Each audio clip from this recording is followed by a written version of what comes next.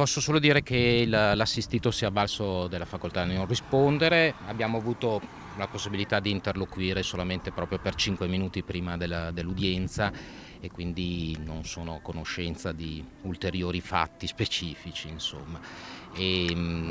Domani mattina dovrebbe essere comunicata l'ordinanza del giudice in ordine alla richiesta di misura cautelare in carcere che è stata richiesta dal pubblico ministero. Dino Ramponi, come il fratello Franco, ha fatto scena muta davanti al giudice per le indagini preliminari durante l'interrogatorio di convalida del fermo avvenuto nel carcere di Montorio a Verona, dove si trovano dopo la strage dei carabinieri. Il suo legale Fabio Porta ha detto che il suo assistito non era in casa quella notte ma a lavorare nei campi al momento dell'esplosione che ha distrutto il casolare uccidendo 3 militari dell'Arma.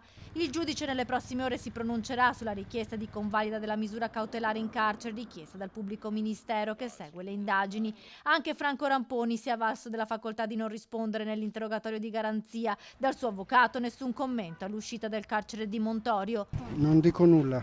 Anche questo, avvocato. Ha parlato o no? Solo questo? Non dico nulla, mi dispiace. Ma è dispiaciuto umanamente per i 3 carabinieri morti? Assolutamente sì.